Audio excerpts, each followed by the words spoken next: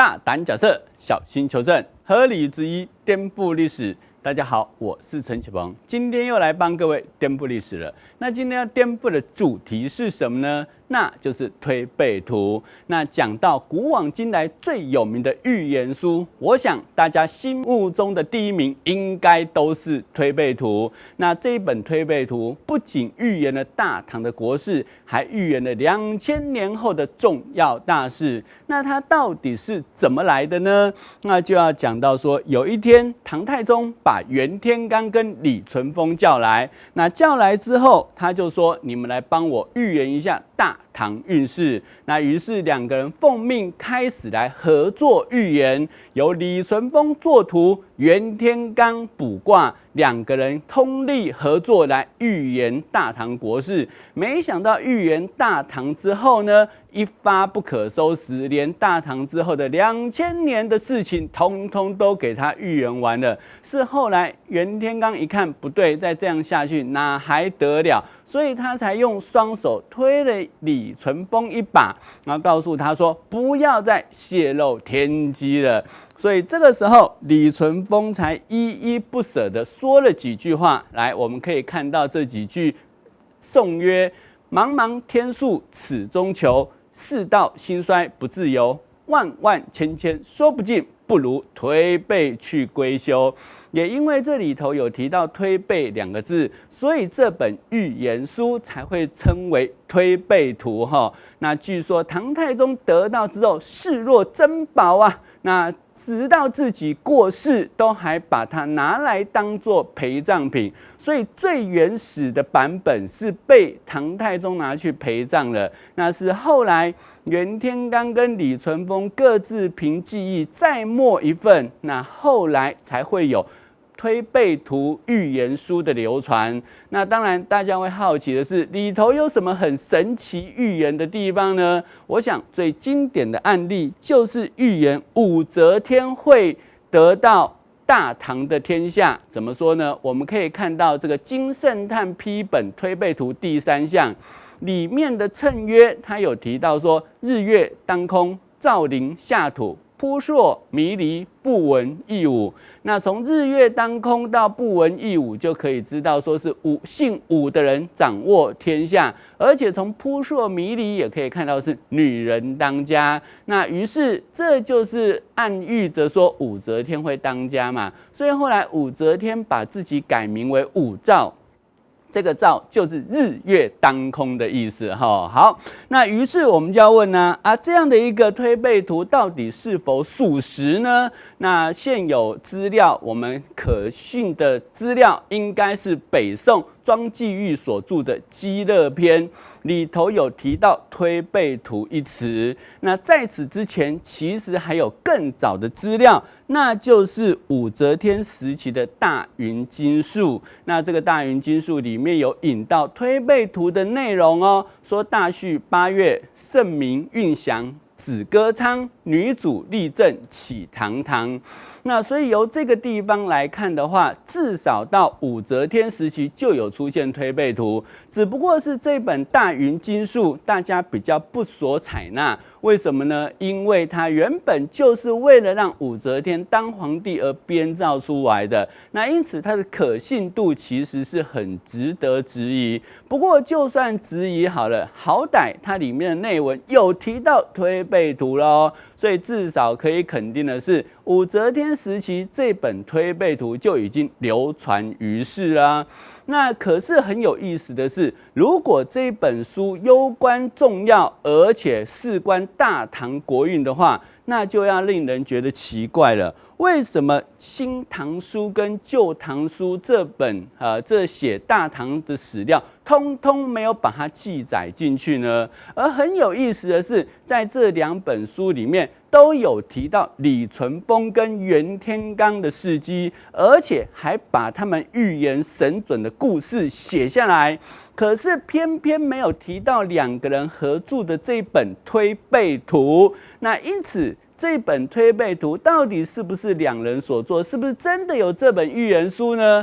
很多学者都认为这本推背图是出于虚构。好，各位，讲到这个地方，秉持着天赋历史一贯的原则，各位一定会觉得说，我要讲推背图是假的吧？好，我要告诉各位的是，来，推背图说是袁天罡跟李淳风做是假的，可是这本书很有可能是真的。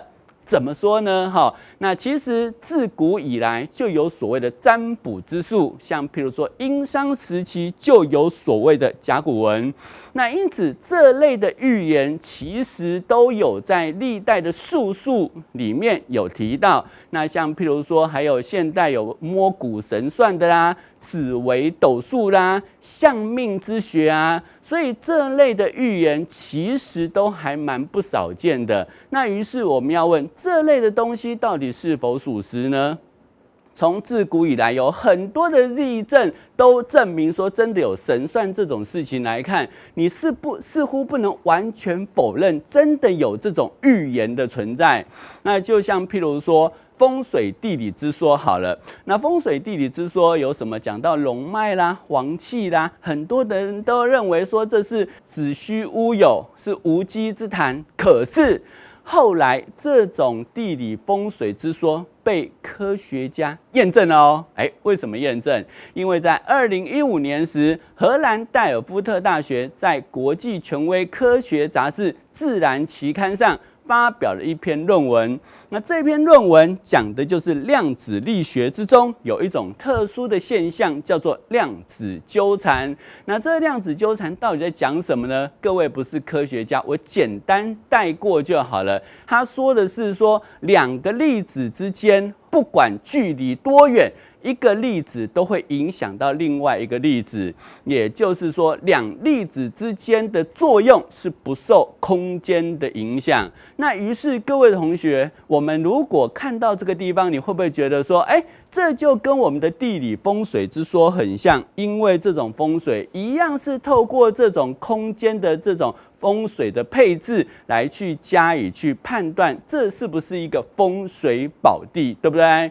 好，那如果地理风水之说都已经被这样的一个量子纠缠学说证实了的话，那我就要问这种占卜之术，你能说一定就是假的吗？那像现在有许多的科学家都认为说，宇宙不止一个，有很多个，有所谓的平行宇宙的概念。所谓的平行宇宙，讲的就是说，我们的宇宙有很多个，可是呢，逐一排下去，会越来越跟我们这个宇宙的相似度会越差越多。那于是，如果有人可以透过某些能力去看到这种平行世界未来会发生的事情，那不就可以做成预言了吗？所以我个人认为，可能民间有哪个奇能异术之辈，那他拥有这种窥探平行宇宙的能力，后来因此写成这本推背图。可是他人为言轻啊，也怕大家觉得不相信这本书啊，所以才会假托袁天罡跟李淳风所作。那这种情形，我们现在也会有，就是我们如果有人呕心沥血来写了一本书，当然会找人来代言，或者是帮他做推荐，或者是帮他做引言。那说穿了，其实就是要借由这些权威之士来加强自己这本书的可信度，对不对？所以意思就是说，我不认为推背图是假，但是说是李淳风或袁天罡所做，那这可能有待争议。好，那我们就要问既然推背图是真，为什么流传到后世会衍生出这么多令人觉得质疑的地方呢？那我就要跟各位讲，始作俑者跟一个人有关，这一个人就是赵匡胤。好，为什么说是赵匡胤？因为赵匡胤还没有当上皇帝之前，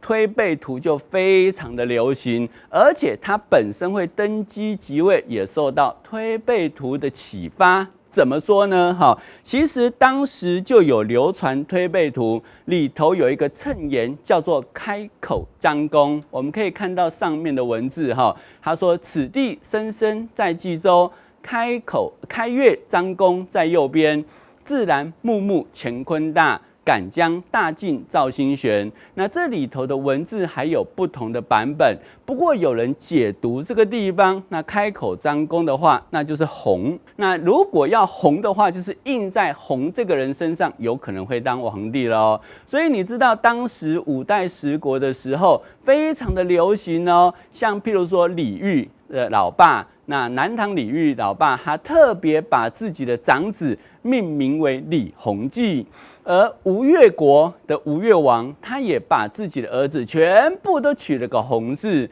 那所以大家意思就是说，大家都认同说，确实有一个叫做什么什么弘的人，或什么弘什么，他有可能会当皇帝。不过后来却是赵匡胤当皇帝。那各位讲到这个地方，一定会说啊，那不就不准了吗？还是准的。为什么呢？因为赵匡胤的老爸叫做赵弘殷，那意思就是说，他里头也有个弘字，只是不是自己当皇帝，而是印在自己的儿子上。所以各位，你这样子听完，有没有觉得赵匡胤之所以可以当皇帝，其实也有受到推背图的启发，有没有？也有映照在他身上。那也因为赵匡胤真的后来顺利当上皇帝了，所以民间有收藏这本推背图的，反而视若珍宝，轻易不肯放出来了。可是如果真的每一个人都把这样的一个推背图收起来的话，却会造成困扰。为什么呢？因为如果我把它收起来的话，有可能解读出大宋什么时候会灭亡，那我可能就不服统治了嘛。所以当时有一个大臣，就是宰相赵普。那赵普呢，就去问赵匡胤，这个义主就是赵匡胤。就问他说啊，民间多有藏本不可收拾，也就是进不生进，那实在是很影响统治，该怎么办呢？那结果他就问赵匡胤，结果赵匡胤告诉他说，不必多进。为什么？他说：“你看秦始皇焚书坑儒也没有用啊，所以你进是进不了的，越进他们收藏的越仔细。最好怎么办呢？”他想了一个办法，他说：“我们不妨就多编几个版本，流传到民间去，让人们混淆，不知道哪一个版本才是真的。”各位听到这里，有没有觉得这一招实在太高明了？它不是用进的方式来阻绝推背图的流传，它是用疏导的方式，给你很多的版本来鱼目混珠。好，那于是他真的就这么做咯，他把原本的这些推背图拿来更改出100多个版本，那不仅更换它里面的图，也更换它的文字，结果流传出去，大家拿到这一本都觉得，我这一本才是真本。结果你的版本，你也有推背图，我也有推背图，结果我们的版本通通都不一样。那各位，那看多了，你会不会觉得啊，这个都假的嘛？后来大家就真的不再收藏了。各位，你有没有觉得这个推背图的故事真的是还蛮令人觉得讶异的？都是赵匡胤的诡计，有没有？那这件事情记载在岳珂的听史之中。那岳珂是谁呢？就是岳飞的孙子。那因此他应该不会随便乱说话。那于是至少在岳珂的时候就已经肯定有这件事情的存在。那于是如果说真的有推背图这本书的话，那它的次序之所以会被弄乱，预言之所以会不准确，都是赵匡胤害的，就对了哈。那当然，大家会问说，既然被赵匡胤弄乱了，那有没有现存的版本是宋代的版本呢？好，我告诉各位，没有。为什么？现今目前流传的版本大概有5种版本。最详细或者说大家流传最广的是金圣叹的版本，而中研院里面有收藏最古老最早的版本，是目前现有最早的，那就是洪武年间明朝彩印版，也就是朱元璋时期的。可是朱元璋时期的推背图跟现有的流传完全都不一样。我们来看看它几项特点。在这个洪武版的推背图之中，一共有65项，跟后来流传金圣叹的版本60项不一样。我们刚才不是有看到那个不如推背去归修吗？那个就是金圣叹的版本，只有60项而已哦。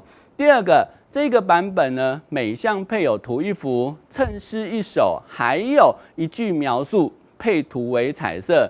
重点是在第3点，没有挂名，也没有标注顺序，所以也就是说，至少到明太祖朱元璋时期流传的推背图是没有顺序的。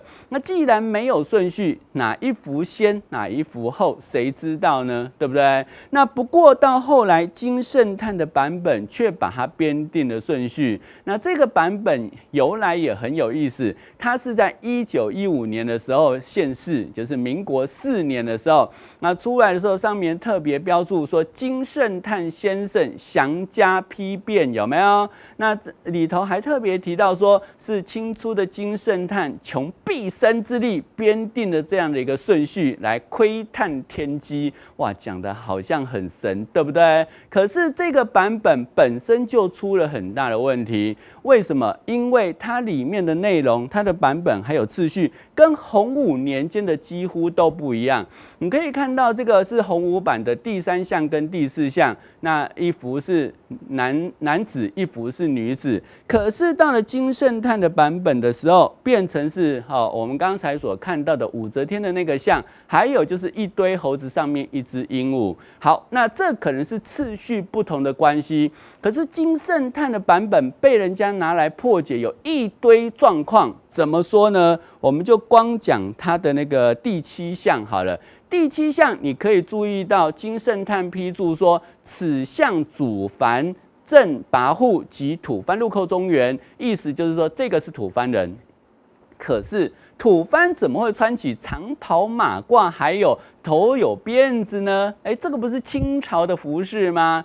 好，类似的情形不只是第7项，12项也是。我们可以看到12项这边，金圣叹批注说，此项主石敬瑭求助于契丹，也就是说这个是契丹人。怎么契丹人也是长袍马褂有辫子？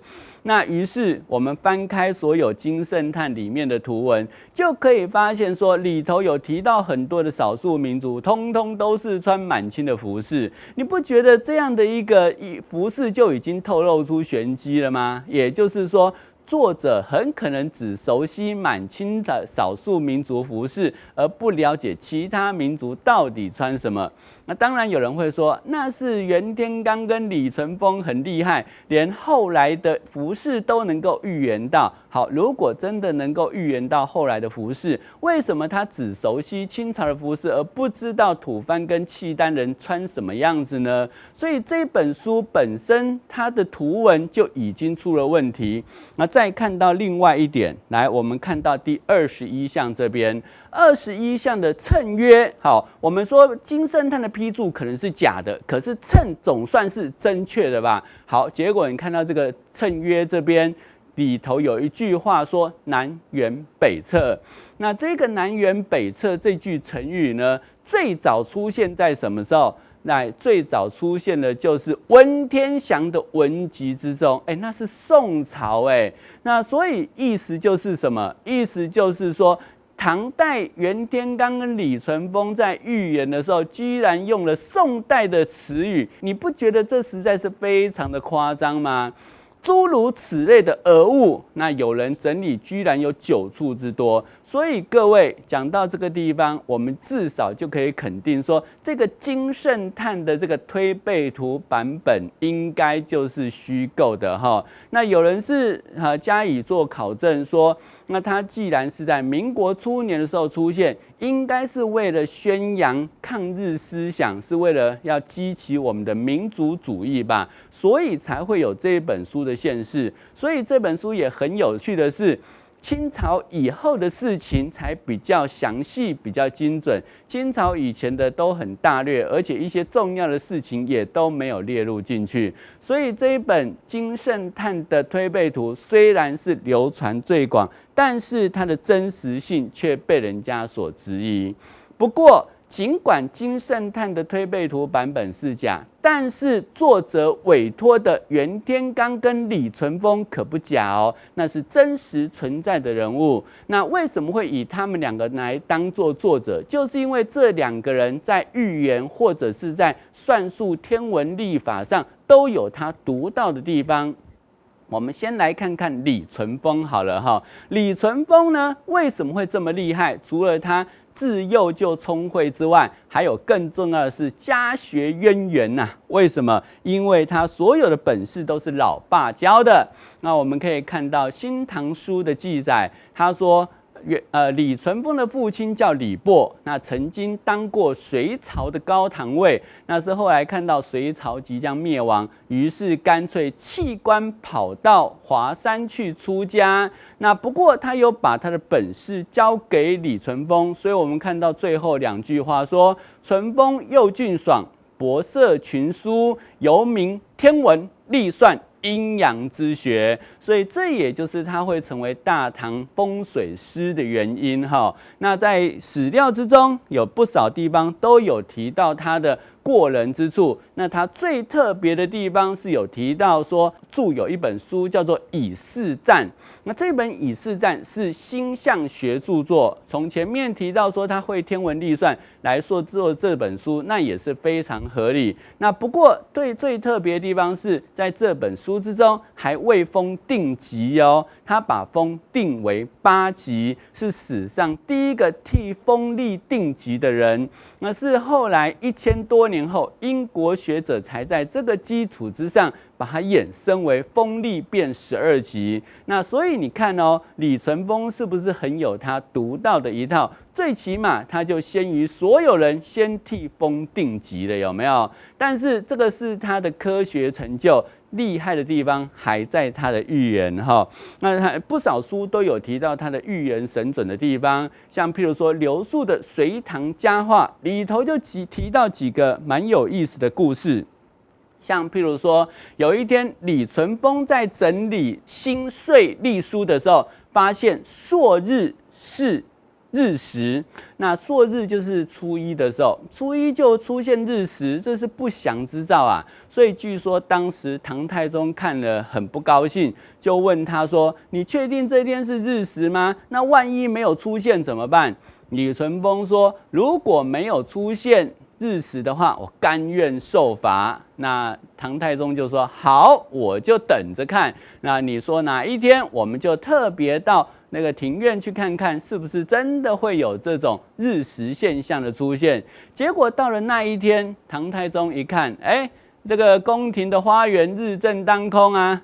李淳风，你大概预言错了哦！我先放你回家跟老婆小孩去告别吧，回来再好好受死。结果这个时候，李淳风告诉他：“不急，来，我画一条线。”等到太阳光照到这一条线上的时候，就会出现日食。那后来唐太宗果然就等到阳光到那个地方才去做处理，果然出现日食了。所以这是不是代表着说李淳风在天文历算很有他独到的一套？那除此之外，还有另外一个故事，那就是说。当时呢，有一天，唐太宗带着李淳风跟张文收一起出去。那张文收是一个音乐家，那结果就在这个时候，有暴风从南边吹过来。那而且呢，那个吹到他们身上，唐太宗就好奇啦，你们猜一猜这是怎么回事？李淳风就说了。这一场暴风预示着这边以南5公里之处有人在哭。结果张文收则告诉唐太宗说，5公里之外应该有人在演奏音乐吧？2个人的答案不一样。唐太宗就好奇了，谁讲的对呢？结果他就派人去看看，结果2个人都说对了。为什么？因为5公里之外有一个送葬的队伍因为送葬，所以有人在哭；也因为送葬，所以有那些鼓吹的乐队。那所以2个人都说对了那张文收本身是音乐家，那虽然距离5公里之远，可是他可能天生耳力敏锐，勉勉强强、隐隐约约可以听到风中传来的音乐声。可是李淳风他能够预言有哭声，这就很厉害了吧？所以这就代表说，李淳风的预言其实很有他独到的一套。但是这都不算什么，还有一个更神奇的故事。记载在牛述的祭文里面，他提到说，有一天李淳风对唐太宗说：“北斗七星即将化为人，来到大唐来喝酒，那我建议皇帝您可以派人去请他们过来。那结果唐太宗答应了，就派使者去酒楼等候。结果果然这个酒楼就有出现了7个婆罗门僧人。那这个使者就告明来意，说希望来应邀做客。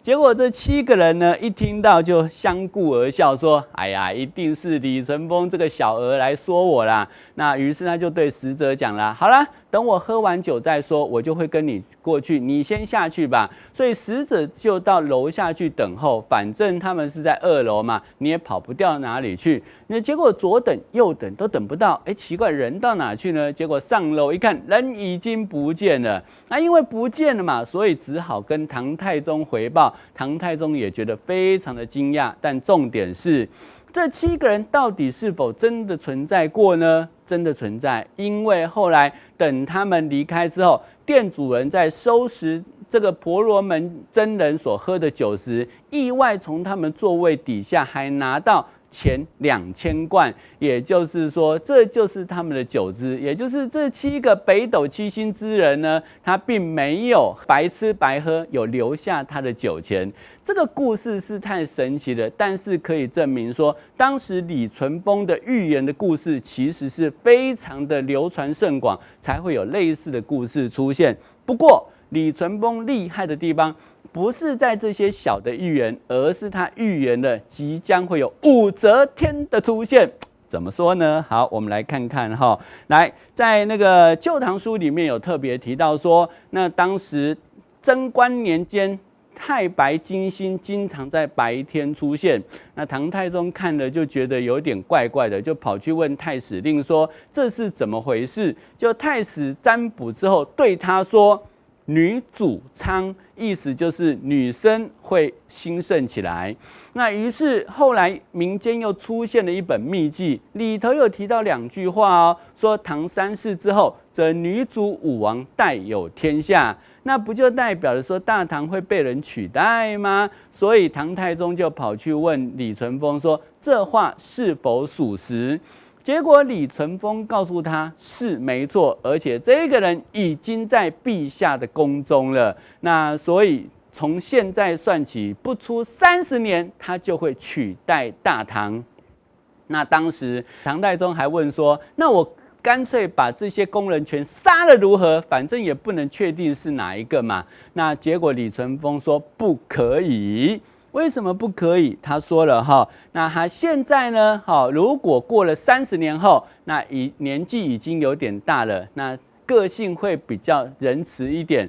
如果这个时候把他杀掉，等30年后，他正好是年轻气盛之时，那这样子他不仅会取代大唐，而且会杀戮陛下子孙，没有一个留下来。哇，那就是赶尽杀绝了，不是吗？那唐太宗一听，天命不可违，好吧，那我就算了，不再去杀这个人好了。那当然，我们要问李淳风这般预言是否属实？当然属实啊，因为当时唐太宗的宫中就有了一个才人，就是武则天，武才人。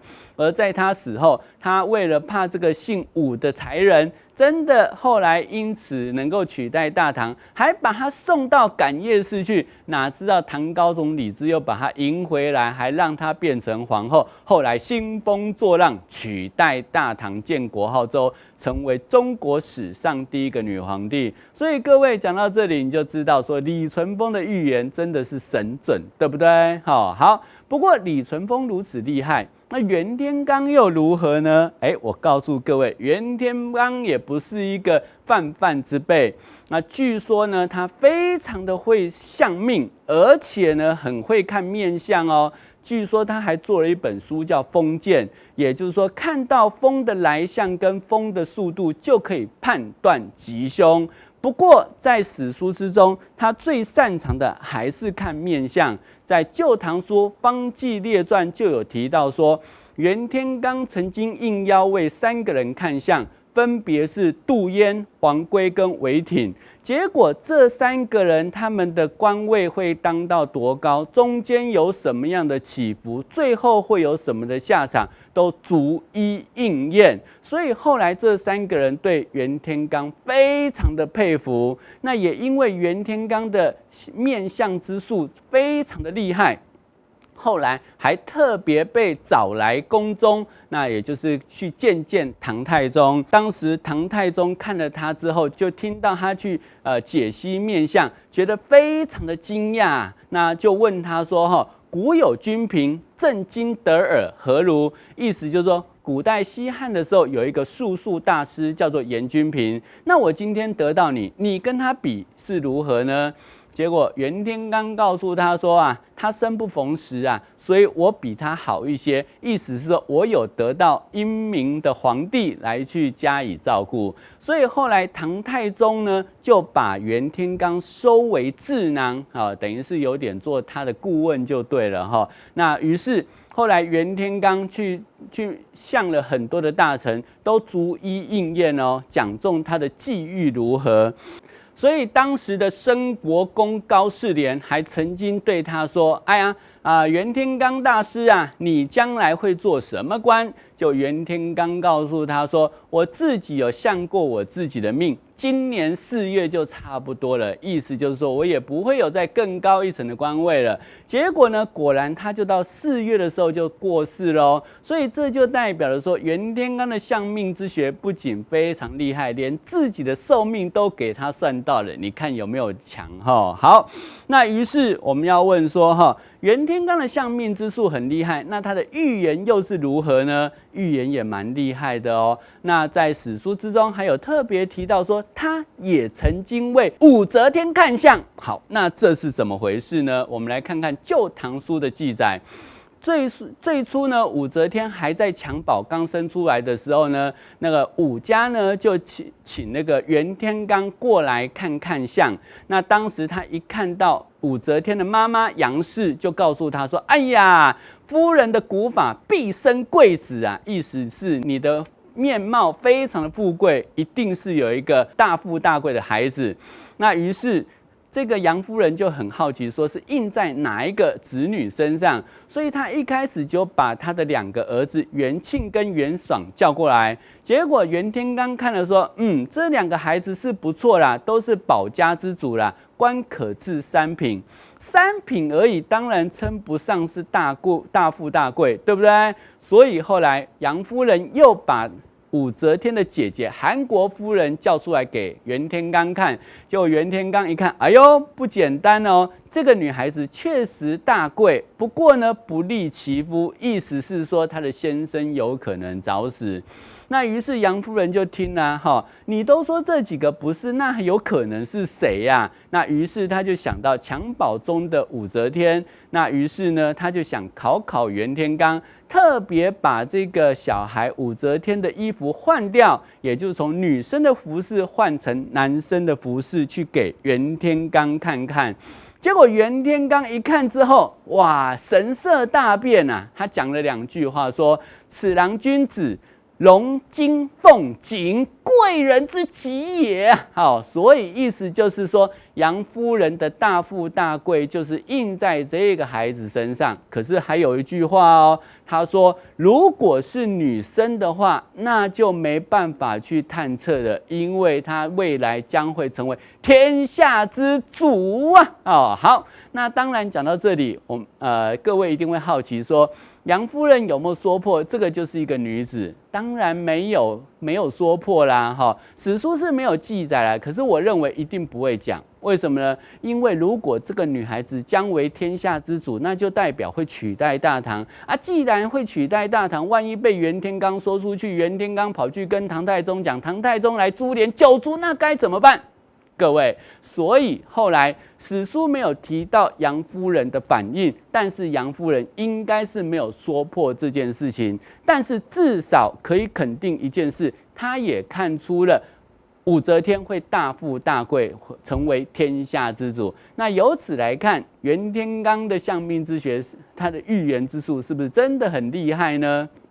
那当然讲到这个地方，大家一定也会说啊，可是他也没看出来衣服有被更换掉啊。那所以也有人视为说是袁天罡学艺不精，但是无论如何，他的预言之术确实也有他独到的一面哈。好，那于是我们讲到这个地方，大家一定会好奇，既然这两个人的预言之术都如此厉害，那两个到底是什么关系呀？好，有人说是师兄弟，也有人说是师徒。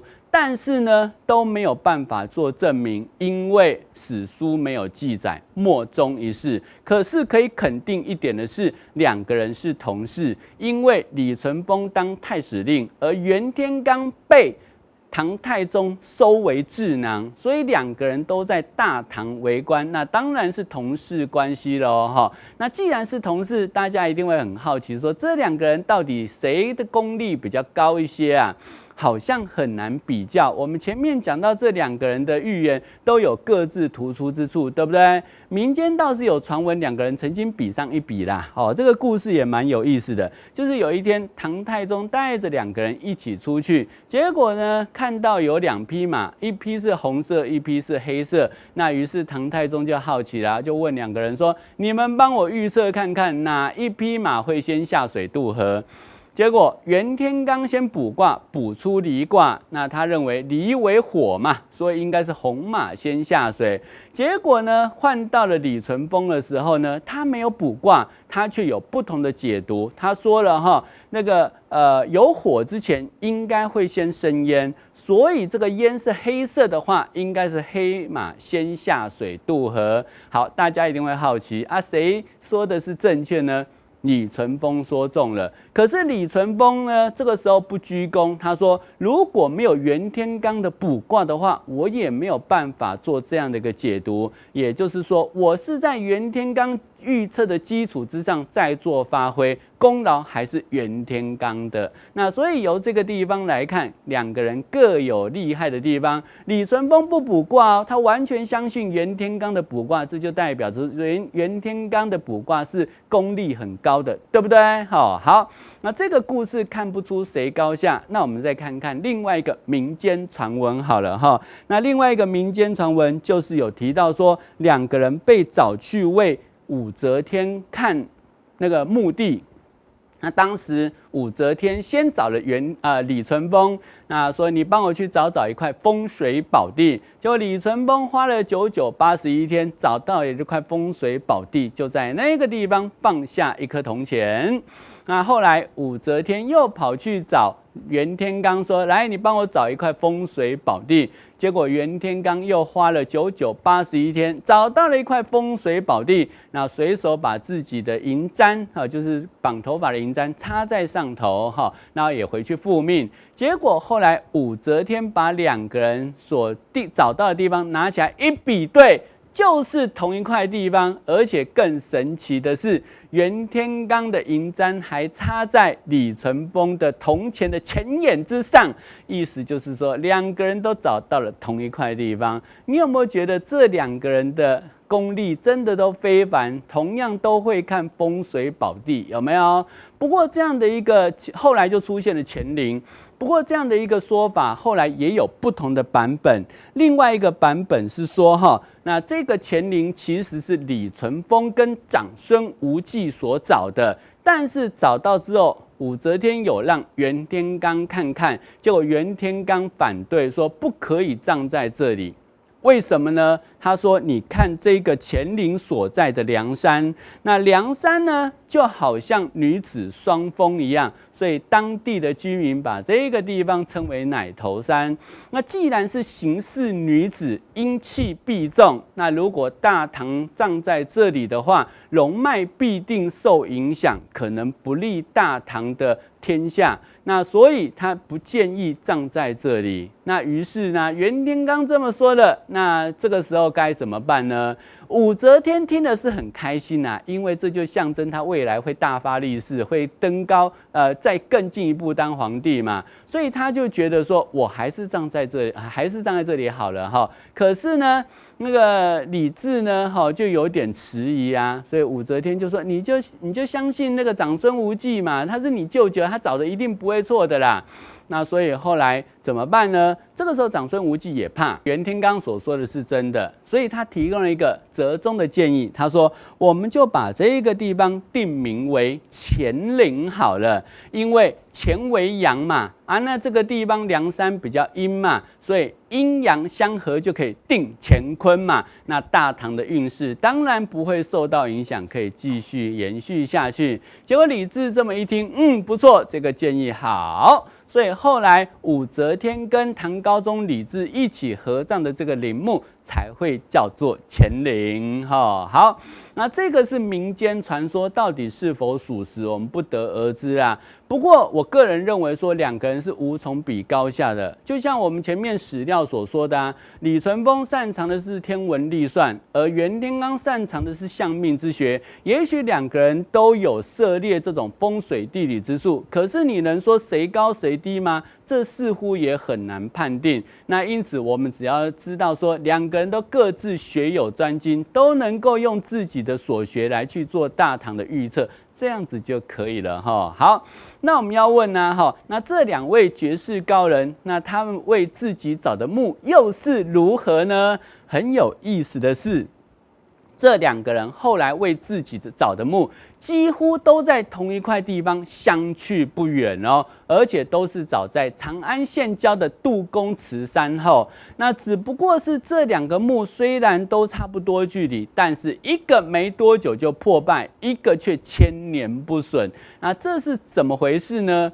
民间是传言说两个人为自己找好墓之后呢，李淳风跑去找袁天罡，跟他说我当太史令那个招人忌讳太多，所以很可能没有多久，我的墓就会破败了，会被人家劫掠一空。可是你呢，身为智囊，算是唐太宗的国师，平常都在行善积德，那应该可以让你的墓千年不损吧？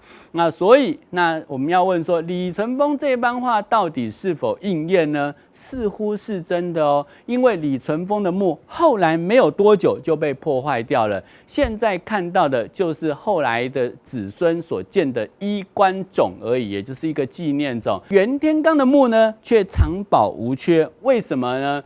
因为没有多久，袁天罡墓地所在的地方就被划为军事重地，讲的简单一点，就是军队帮他守墓的意思哈。那结果到了宋代的时候，一样把这个地方作为军事重地，而且一路延续下来，一直到民国都还是军事重地哦。甚至中共建国在这个地方同样也是被列为军事要地，因为本身就是非常重要的军事枢纽嘛。那据说文化大革命不是有破四旧立四新吗？那这个地方就是因为有解放军驻守，所以袁天罡的墓还是被保护住了。那后来解放军有从这个地方撤走，但撤走之后呢，当地政府在这边设一个警报铃，那所以也等于是变相的保护了这个地方。而改革开放之后呢，又把这边列为是文物重要的保护重点之一。所以意思是说，袁天罡的墓真的就像李淳风所说的，保有千年不损。而李淳风的墓现在就只剩下一个衣冠冢了哈。那不过也有不同的说法啦，像譬如说李淳风的墓，那李淳风的墓，据说有当地的考古专家说，他找到了李淳风真正的墓，说他被找到的时候是大墓包小墓，而且是3口棺材用铁链绑着。那经过里面的遗骨或者是墓志铭去考证，应该是李淳风跟他的夫人还有他的弟子。可是这样的一个结论呢，是属于他个人考察的结果。官方并没有正式出来说这样的考察结果是真，所以到底是否属实也没有人知道。那至于袁天罡呢，事实上也一度受损，因为袁天罡的墓后来有人在那边守墓，结果在文革期间为什么会受损？不是人为破坏，而是不小心的。怎么说呢？因为这个地方地势比较低，而文革期间这附近有修建一个祠堂，结果祠堂高过这个袁天罡的墓地，结果居然使得袁天罡的墓被淹了。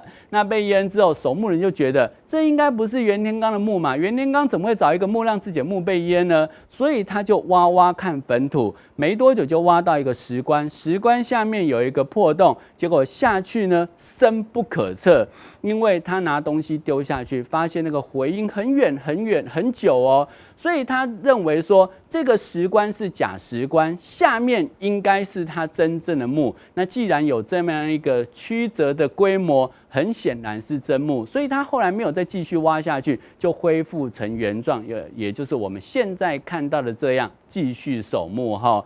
那这也是没有得到官方的证实。那因此，无论袁天罡的墓是否千年不损，李淳风的墓是否已经破损，都要等到日后官方正式有考古队来进行探查，才能够真相大白了。那不知道今天讲的推背图以及李淳风跟袁天罡的故事，是否也颠覆了大家的印象呢？大胆假设，小心求证，合理质疑，颠覆历史。陈启鹏的颠覆历史，我们下次见哦。